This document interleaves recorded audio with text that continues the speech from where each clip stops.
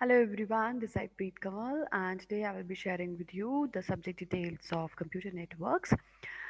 Last lecture में जैसे कि हम लोग बात कर रहे थे वायरलेस नेटवर्किंग टेक्नोलॉजीज के बारे में और हमने डिस्कस किया about the WiMAX that is inter wireless interoperability of microwave access, right?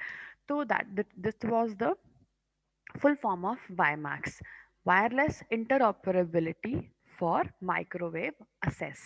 ये हमने डिस्कस किया लास्ट लेक्चर के अंदर। आज हम लोग डिस्कस करेंगे about burning topic that is wifi. जैसे कि हम लोग सारे यूज़ करते हैं वाईफाई सिस्टम्स को, यूज़ करते हैं सब लोगों के घरों पे ब्रॉडबैंड सर्विसेज के साथ में वाईफाई सिस्टम्स जो हैं वो जुड़े हुए होते हैं, उनको हम लोग यूज़ करते हैं। लेकिन हमें पता नहीं है कि उसकी टेक्नोलॉजी के बारे में, वो कैसे डेवलप हुआ, क्या उसकी हिस्ट्री है। तो आज हम लोग वाईफाई के बारे में डिटेल में डिस्कस करेंगे।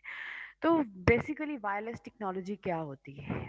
It is an alternate to the wire technology. WiFi technology एक ऑल्टरनेट है वायर टेक्नोलॉजी का, जिसे हम कॉमनली यूज़ करते हैं वायरलेस मोड्स में डिवाइसेस को कनेक्ट करने के लिए। And WiFi is a generic term जिसको हम रेफर करते हैं IEEE 802.11 स्टैंडर्ड्स के साथ for the wireless local area network, जिनके अंदर इसको हम यूज़ करते हैं वाईफाई, बिकॉज इसकी जो रेंज है वो उतनी की होती है जितनी की वायरलेस लैंड की होती है, राइट? तो वाईफाई जो नेटवर्क है इसको हम यूज करते हैं to connect the computers to each other, to the internet and to the wired network. That means कि जो वाईफाई टेक्नोलॉजी है वो हर एक चीज को आपस में कनेक्ट करती है। इंटरनेट को, वायर्ड नेटवर्क को, आपके पीसीज को आपस में कनेक्ट कर सकती है, डिफरेंट डिफरेंट डिवाइसेस जो होते हैं, आपके मोबाइल फोन्स होते हैं, उनको भी आपस में कनेक्ट कर सकती है। और जो वाईफाई टेक्नोलॉजी है it basically works upon physical and the data link layer. इन दो लेयर्स पे ये वाईफाई टेक्नोलॉजी काम करती है। अगर हम नेमिंग सीक्रेट की बात करें तो वाईफाई का मतलब है वायरलेस फिडिलिटी। फिडिलिटी होता है कि कांस्टेंट कंसिस्टेंसी। अगर हम आउटपुट में कंसिस्टेंसी की बात करते हैं तो उसे हम बोलते हैं फिडिलिटी। तो ये वायरलेस सिस्टम्स में फिडिलिटी जो प्रोवाइड करता है it is called as, that is why it is called as the wifi system. और ये रिजेंबल करता है the long established audio equipment classification term high fidelity और हाई फाई, जिसको हम पहले यूज करते थे इन अर्ली 1930s 1950s तक इसको यूज करते रहे हैं हाई फाई सिस्टम को। उसी का एडवांस्ड वर्जन जो है उसे हम कहते हैं वाईफाई। पहले वो हाई फिdelity था, अब ये वायरलेस फिdelity बन चुका है। Phil Belanger, who is the founding member of the Wi-Fi Alliance, state the terms Wi-Fi was never supposed to mean anything at all। ये जिसने ये बोला है कि Wi-Fi जो है it was never supposed to mean anything at all, कि इसका मतलब कुछ भी नहीं था। The Ying Chang logo indicates the certification of a product for interoperability। जो ये जो लोगो नीचे बनाया गया है Wi-Fi टेक्नोलॉजी के लिए, तो यिन चांग लोगो इसको बोलते हैं, जो इंडिकेट करता है certification of the product for interoperability के लिए, आपस में ऑपरेशन परफॉर्म करने के लिए जो ये प्रोडक्ट है इसको सर्टिफाई किया गया है। अब इसकी ज़रूरत क्या है?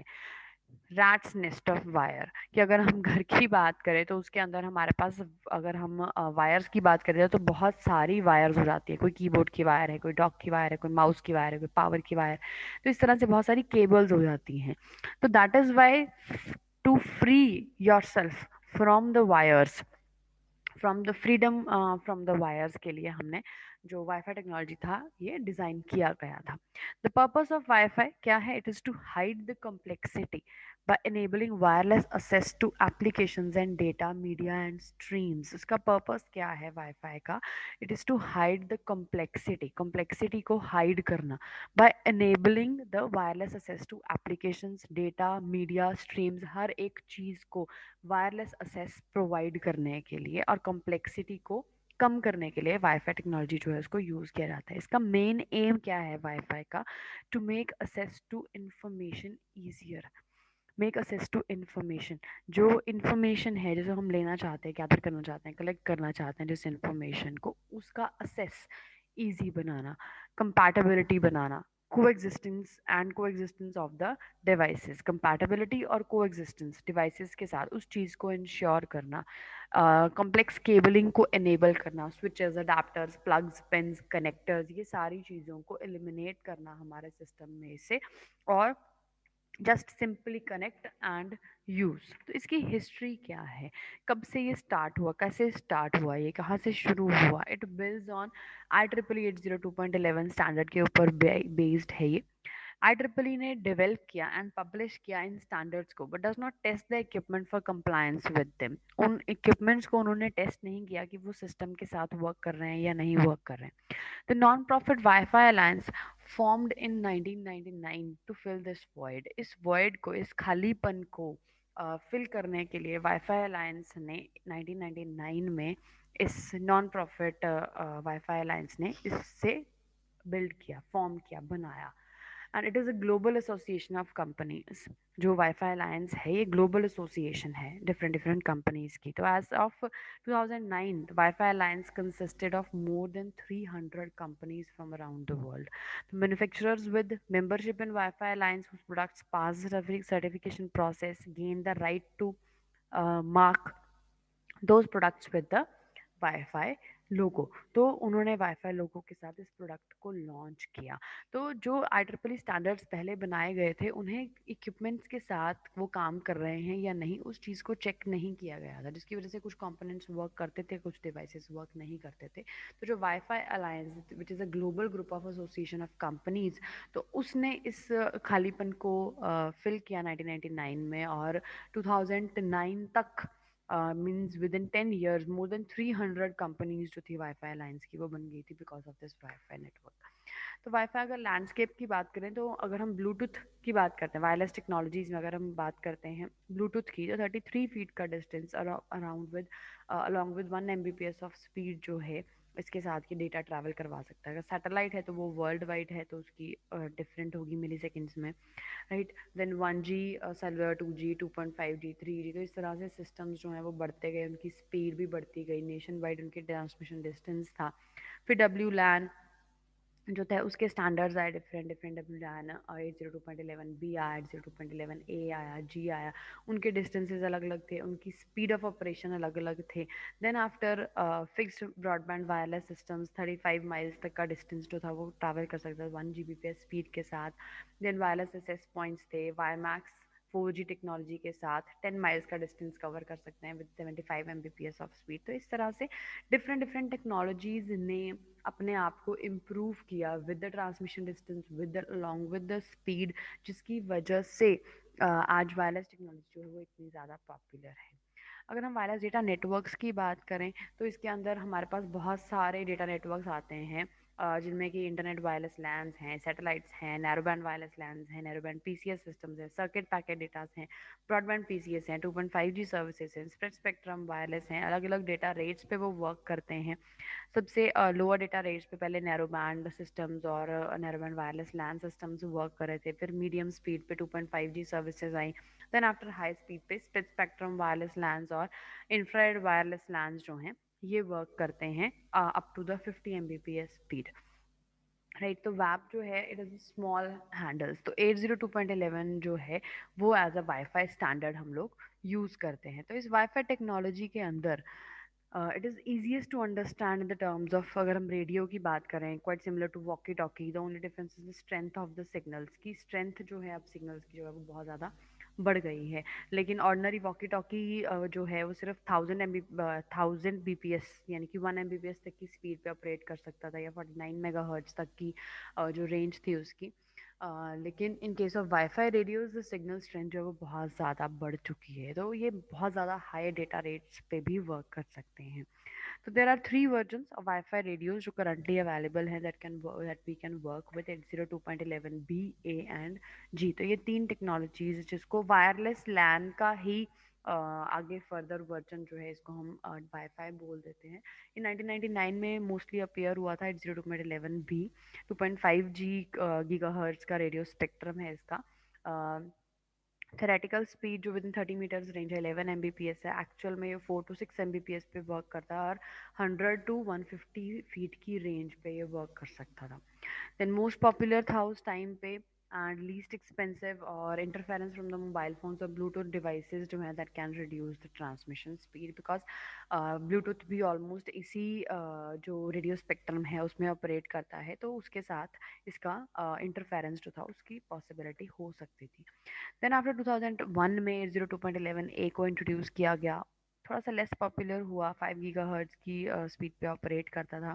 थ्योरेटिकल स्पीड 54 एमबीपीएस थी, लेकिन एक्चुअली में 15 टू 20 एमबीपीएस स्पीड प्रोवाइड की जाती है थी इसमें।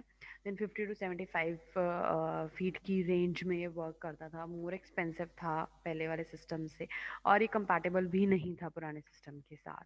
देन इन 2003 अगेन एक वाईफाई स्टैंडर्ड जो था उसको लॉन्च किया गया 802.11 जी, जिसमें दोनों के फीचर्स को कंबाइन किया गया। 100 से 150 रेंज का फीट का रेंज रखा गया, 54 एमबीपीएस की स्पीड पे वर्क करता था, 2.5 गीगाहर्ट्ज की रेडियो स्पेक्ट्रम में वर्क करा था, और it was compatible with the B system. 802.11 B के साथ ये कंपैटिबल भी था। तो अब हम सोच रहे हैं कि हमारे लिए कौन सा स्टैंडर्ड जो है वो बेस्ट है। तो अगर हम इनको कंपेयर करें बी, ए और जी को आपस में, तो सबसे पहले बी आया था, फिर ए, फिर जी। तो it was having the lowest price, it और एक्सीलेंट सिग्नल रेंज थी। Then coverage penetrates most walls को, कवरेज जो है वो पेनिट्रेट कर जाती थी, and works with the public hotspots के साथ वर्क करता था। अब अगर हम बात करें वायरलेस ए सिस्टम की, तो इट सपोर्ट्स मोर यूजर्स पर room, unaffected by the interference from the 2.4G devices, right, and can coexist with the BNG networks and coverage limited to one room के पर कवरेज जो थी वो लिमिटेड थी। अगर वायरलेस जी की बात करें तो it has having the best value, only 10% premium for 5 times the speed, then compatible with wireless B networks and hotspots, excellent signal range, coverage penetrates most of the walls. So that means कि this is the most used network wireless system जो आजकल हम लोग use कर रहे हैं। तो अगर हम डिफरेंट डिफरेंट स्टैंडर्ड्स की बात करें तो उनमें अलग अलग तरीके से जो डिफरेंट उनकी रेंजेस हैं या स्पीड्स हैं वो थोड़ी सी डिफरेंट हैं, या कोई पुराने के साथ वर्क कर सकता है, कोई नहीं कर सकता, किसी का स्पेक्ट्रम डिफरेंट है, किसी की स्पीड डिफरेंट है, किसी कोई बैकवर्ड कंपैटिबल है, कोई नहीं है। तो इस तरह से ये डिफरेंट डिफरेंट सारे स्टैंडर्ड्स हैं जो अलग अलग तरीके से वर्क करते हैं। जो 802.11 था that was the fixed original standard, बाकी उसके बाद सारे उसके आगे वर्जन जो थे उनके एडवांसमेंट जो थी वो आई थी up to W, it was there, right. Then अगर हम बात करें elements of the wifi network, तो वाईफाई नेटवर्क में क्या क्या चीज़ें हो सकती हैं। They are having access points. Access points क्या होते हैं? Transceivers, base stations that can connect one और many wireless devices simultaneously to the internet, जो कनेक्ट कर सकते हैं। देन इज वाईफाई कार्ड्स, तो they accept wireless signals and relay information. कोई कोई पीसीज जो है उनके अंदर वाईफाई कार्ड्स इंस्टॉल्ड होते हैं, तो वो वाईफाई अगर रेंज उसके रेंज में आते हैं वाईफाई की रेंज में, तो उन पीसीज में वाईफाई सिस्टम जो है वो वर्क कर सकता है। जैसे मोस्ट ऑफ द लैपटॉप्स में आजकल वाईफाई कार्ड्स जो है वो इंस्टॉल्ड होते हैं, राइट। तो नियर बाय अगर कोई भी रेंज में आपके वाईफाई सिस्टम आ रहा है तो उसके साथ आप कनेक्ट कर सकते हो, प्रोवाइडेड आपको उसका पासवर्ड पता हो।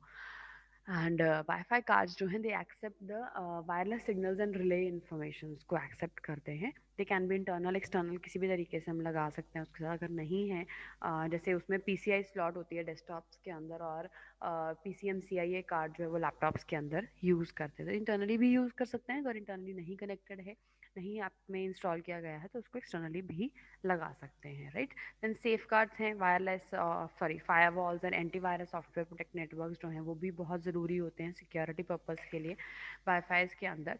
तो वाईफाई सिस्टम वर्क कैसे करता है? इंटरनेट कनेक्शन ब्रॉडबैंड मॉडेम के थ्रू होता है, उसको वायरलेस राउटर के साथ कनेक्ट कर देते हैं। एंड देन जो वायरलेस रूटर है वो ईथरनेट केबल के थ्रू प्रिंटर्स को कनेक्ट हो सकता है। वाईफाई प्रिंटर्स भी आ गए हैं आजकल, राइट। तो वाईफाई प्रिंटर्स के थ्रू भी आप उसको कनेक्ट कर सकते हो। वो वायरलेस रूटर जो है वो बेसिकली वाईफाई का काम करता है, और जो सिग्नल्स आपका कंप्यूटर, आपका लैपटॉप जो है वो कैच करता है, तो that is basically the wifi signal. उसे हम वाईफाई सिग्नल कहते हैं, वायरलेस फिडेलिटी सिग्नल्स कहते हैं। अगर हम टोपोलॉजीज़ की बात करें तो एपी बेस्ड टोपोलॉजीज़ हो सकती हैं। असेस पॉइंट्स के थ्रू क्लाइंट जो है वो कम्युनिकेट कर सकता है, उसका 2 और मोर बीएसएस जो है उसको कवर कर सकता है। देन कवरेज जो है वो प्रोवाइड करते हैं बीएसएस। ईएसएस सेल्स जो हैं they include 10 to 15% overlap to allow the roaming. तो डिफरेंट वायरलेस स्टैंडर्ड्स हैं, उनके अंदर असेस पॉइंट्स हैं, और डिफरेंट डिफरेंट असेस पॉइंट्स जो हैं उनके साथ डिफरेंट कनेक्शंस जो हैं वो लग सकते हैं, स्विचेस के साथ, राउटर्स के साथ, किसी भी तरीके से वो कनेक्ट हो सकता है। ओवरलैपिंग भी हो सकती है वायरलेस कॉल्स के अंदर। डिफरेंट डिफरेंट चैनल्स में जो असेस पॉइंट्स हैं वो आपस में भी कम्युनिकेट कर सकते हैं। और उसके साथ जो wireless laptops, wireless handles, wireless desktops, wireless tablets, किसी को भी कनेक्शन जो है वो प्रोवाइड किया जा सकता है, जो भी उस रेंज के अंदर, असेस पॉइंट की रेंज के अंदर आ रहा है। Then peer to peer topology work कर सकती है, इसमें एपीज नहीं चाहिए। डायरेक्टली जो इंटरनेट कनेक्शन है वो एक पीसी के साथ कनेक्ट कर दिया जाए, फिर उसके बाद उसको डायरेक्टली क्लाइंट डिवाइसेस जो है वो उस सेल में डायरेक्टली आपस में कम्युनिकेट कर सकते हैं, जैसे वायरलेस लैन में होता है। पॉइंट टू मल्टी पॉइंट भी हो सकता है, जैसे हमने वायरलेस लैन में पढ़ा है वही सेम चीज़ है। तो ब्रिज टोपोलॉजी यहाँ पे यूज़ कर सकते हैं। लाइन ऑफ साइट का डिस्टेंस जो है उसके साथ with the help of antennas इसको ट्रैवल करवा सकते हैं डिफरेंट बिल्डिंग्स में। अब वाईफाई कॉन्फ़िगरेशन क्या होती है? फॉर एग्जांपल 3 सेक्टर्स हैं वाईफाई के अंदर, एक होम, एक पब्लिक और एक एंटरप्राइज, राइट? तो फॉर एग्जांपल ये जो ए है ये वाईफाई रूटर है, यहाँ पे रूटर लगा हुआ है, राइट? जो सी है वो वाईफाई रेडियो है, जो बी है वो वाईफाई फोन है, और जो डी है वो वाईफाई लैपटॉप है, राइट? तो अगर हम होम की बात करें तो इंडिविजुअल रेजिडेंस और अपार्टमेंट बिल्डिंग्स के अंदर ये जो वाईफाई कैंपस में यूज़ कर सकते हैं। पब्लिक की बात करें तो अराउंड 70,000 हॉटस्पॉट्स हैं थ्रू आउट द वर्ल्ड, जहाँ से हम लोग उसका असेस ले सकते हैं उसकी रेंज में जाकर। अगर एंटरप्राइज की बात करें तो कॉर्पोरेशंस, यूनिवर्सिटीज, ऑफिस पार्क्स। तो अब ये वाईफाई राउटर यहाँ पे लगा हुआ है और इसके साथ अलग अलग डिवाइसेस जो है वो कनेक्ट हो सकते हैं विद इन अ होम, इसकी जो रेंज है कंप्लीट, राइट? तो इस तरह से आपका वाईफाई सिस्टम जो है वो कनेक्ट हो सकता है वाईफाई टेक्नोलॉजी के थ्रू। अगर हम वाईफाई कॉन्फ़िगरेशंस की बात करें तो वाईफाई फ्री वाईफाई हॉटस्पॉट अलग अलग एरियाज़ के अंदर हैं। जिस भी आप कंट्री में जा रहे हो, जिस भी एरिया में आप विजिट कर रहे हो, वहाँ पे अगर आपको आजकल तो होटल्स वगैरह में अगर आप जाते हो, कहीं पे भी रूम्स बुक कराते हो रिजॉर्ट्स में, तो वहाँ पे भी उन्होंने वाईफाई की फैसिलिटी, फ्री वाईफाई की फैसिलिटी जो है वो प्रोवाइड की होती है, राइट? डिवाइसेस जो हम यूज़ कर सकते हैं, PCM-CIA कार्ड जो पोर्टेबल होते हैं, जो लैपटॉप्स वगैरह में यूज़ करते हैं, जो PCI अडेप्टर्स हैं, ये मोस्टली उसके अंदर कनेक्टेड होता है आपके डेस्कटॉप पीसीज के अंदर, या फिर एक्सटर्नली भी इसको कनेक्ट कर सकते हैं। देन USB अडेप्टर्स भी आजकल आ गए हैं, इनको भी कनेक्ट कर सकते हैं हम अपने पीसीज के साथ, जिसके साथ भी आप वाईफाई नेटवर्क यूज़ करना चाहते हो, राइट? तो अगर हम क्लाइंट्स की बात करें तो उसके अंदर 2.4 गीगाहर्ट्ज क्लाइंट अडेप्टर होना चाहिए, 5 गीगाहर्ट्ज का हो सकता है, या वर्क ग्रुप ब्रिज का हो सकता है। अगर एंटीनास की बात करें तो 2.5 गीगाहर्ट्ज या 5 गीगाहर्ट्ज के एंटीनास के साथ हम इसके साथ इसको यूज़ कर सकते हैं। अगर हम चैलेंजेस की बात करें तो क्या क्या प्रॉब्लम्स हो सकते हैं रेडियो सिग्नल इंटरफेरेंस में? तो रेडियो एंड इंफ्रारेड ट्रांसमिशंस जो हैं they are susceptible to noise and interference, right? तो क्योंकि रेंजेस सेम है, रेडियो सिग्नल्स की रेंज भी सेम है और वाईफाई की रेंज भी सेम है, तो उसके अंदर आपस में थोड़ी बहुत इंटरफेरेंस जो है वो हो सकती है और नॉइस भी उनको परेशान कर सकती है। तो ये भी चीज़ें इंटरफेरेंस क्रिएट कर सकती हैं। कोई इलेक्ट्रिकल अप्लायंसेज है, कोई कार्डबोर्ड्स हैं, would, paper, firewalls, fluorescent lightning और माइक्रोवेव ओवन, इन सब के साथ भी इन सब की वजह से भी इंटरफेरेंस हो सकती है वाईफाई सिग्नल्स के अंदर, या उसका जो लेवल है वो डाउन हो सकता है, उसकी रेंज कम हो सकती है थोड़ी बहुत। These are variety of applications जो वाईफाई के साथ हम लोग यूज़ कर सकते हैं आजकल। मेडिकल इलेक्ट्रॉनिक्स जो है उसके साथ वाईफाई यूज़ कर सकते हैं, मोबाइल फ़ोन्स तो हैं ही, राइट?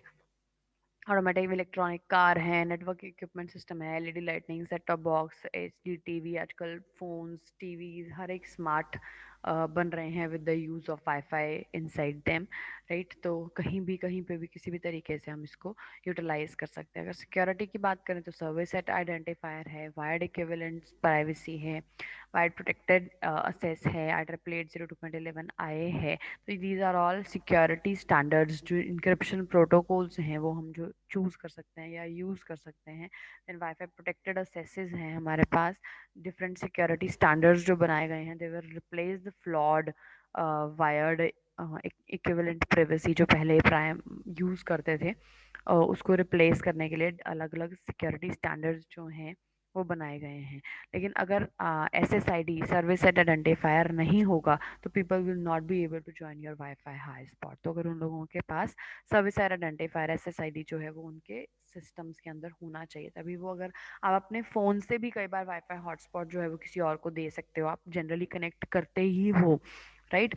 तो दिस इज़ ऑल एंड इसके एडवांटेजेस हैं, अलग अलग मोबिलिटी है, ईज ऑफ इंस्टॉलेशन है, flexibility, cost, reliability, security, roaming, speed, use unlicensed part of the radio spectrum. These are all the advantages of WiFi system. अगर limitations की बात करें तो इसमें थोड़ी बहुत इंटरफेरेंस भी हो जाती है, थोड़ी परफॉर्मेंस डिग्रेड हो सकती है, हाई पावर कंजप्शन है, थोड़ी रेंज लिमिटेड है। तो these are a few limitations, but other than that most of them are just the advantages. और आजकल वाईफाई फ़ोन्स भी आने की संभावना है, फ्यूचर में इनोवेशन इस तरह की हो सकती है कि wireless devices that give you dual benefits जो दे सकते हैं, wireless connectivity at the cost of savings of VoIP, तो वॉइस ओवर इंटरनेट प्रोटोकॉल आपको प्रोवाइड कर सकता है वो।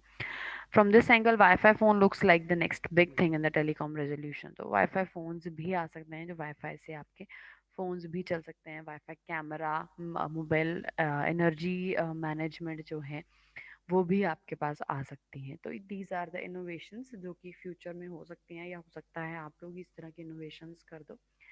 So this was all about Wi-Fi technology. I wish it is all clear to you. Still there will be any doubts, I will be taking them in the live sessions. Thank you so much. Take care. Bye bye.